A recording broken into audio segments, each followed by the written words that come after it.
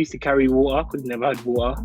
Yeah. So my mom would send me to like all these places, walk there, get some water, and come back. Probably looking back now, kind of, yeah, I think it would probably definitely fuel your hunger.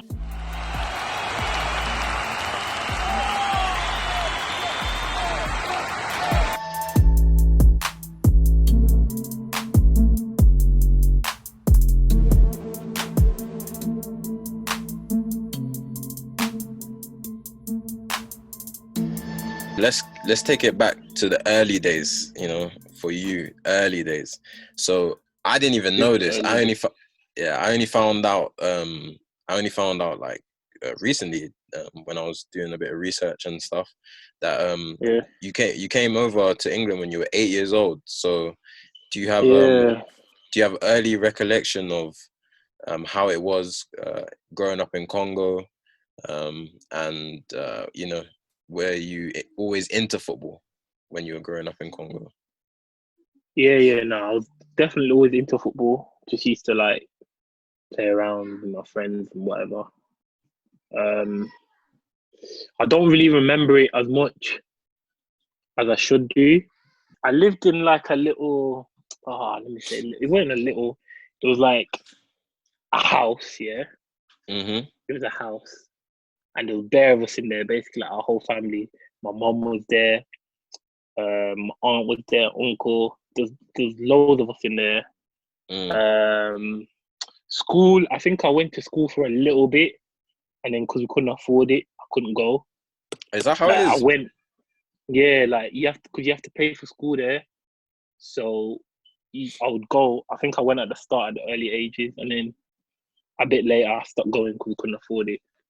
And at them times, I wasn't living with my dad. My dad was in England, and then I was with my mom. Mm-hmm. Yeah, and what else? I remember just kicking ball. Obviously, we had no shoes in that. Shoes, and the sand used to be hot. So it used to burn, fam. It used to burn your feet. The balls weren't like the balls here.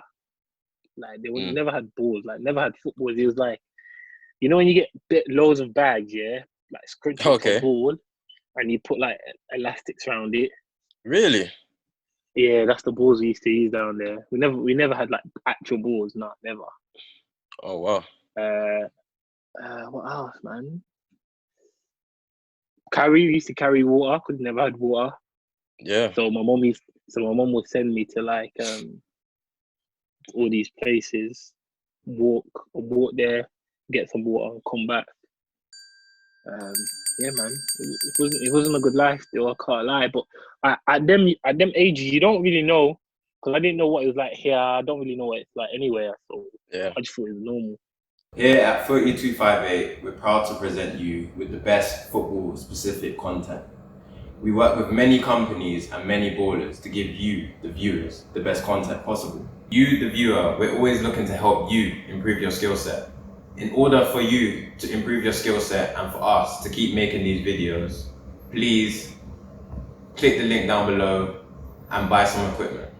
The equipment helps us run this channel, and also you subscribing to the channel helps us producing more of these videos to help you with your skill set and your knowledge of the game.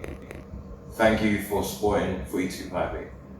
Also, you probably had very good memories of, being together, everything like that, family togetherness and appreciation for your people and, like a community type of thing. I'm sure that you weren't the only family living in your area. So, do you remember how it was, the feeling in terms of the people, probably even in a situation like that, even probably how happy you were, Yeah, no, I just remember being happy. I know probably don't sound like it, but I remember I was happy, man. I was just running around everywhere.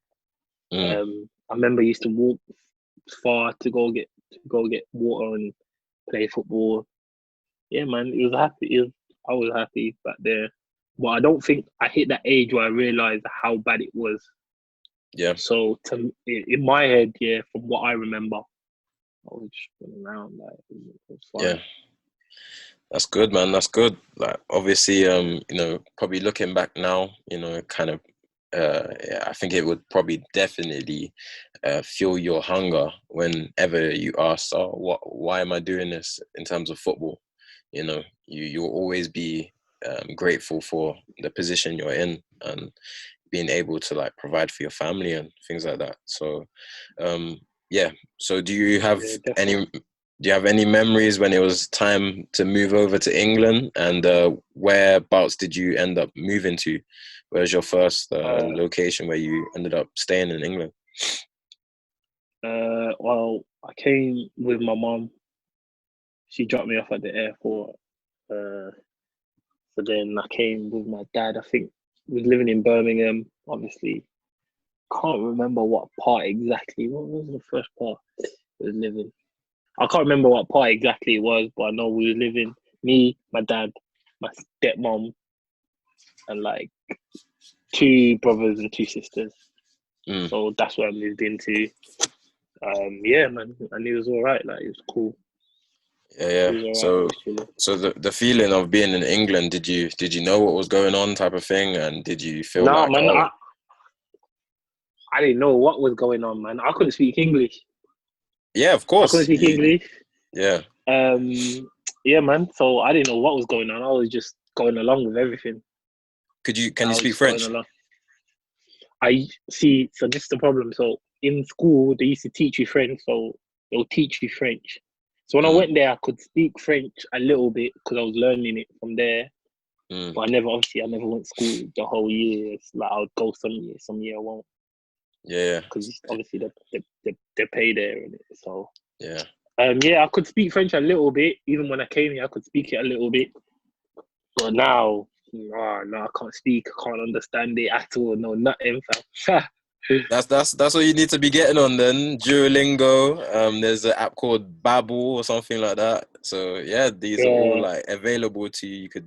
It's never too late to learn again, man. You can still. Can you still speak Lingala? Yeah, no, I could speak Lingala. Like, not as good as I should do, but I can speak it and I definitely understand it, so it's fine. That's fine. That's good, man. So you're still connected, Yeah.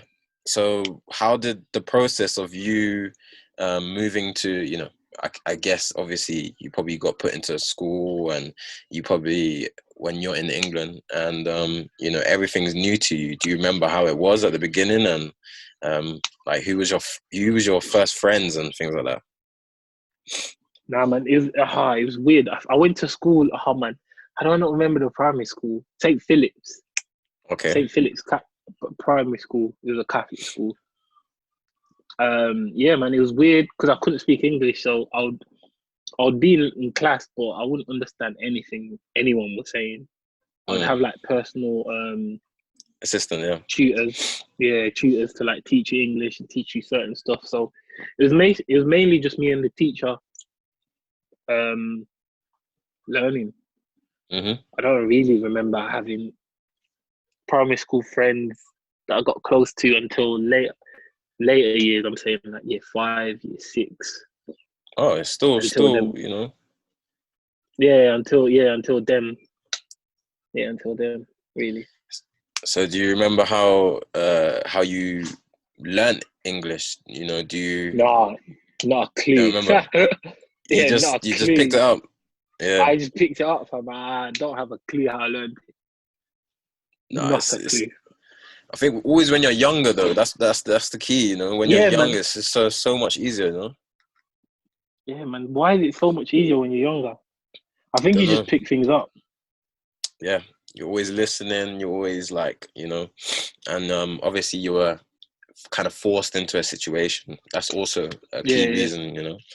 I know when I went to Germany, there was a few people there, but who spoke English. But I know it was like a situation where I was forced into it, and you had to either swim or sink, basically, type of situation.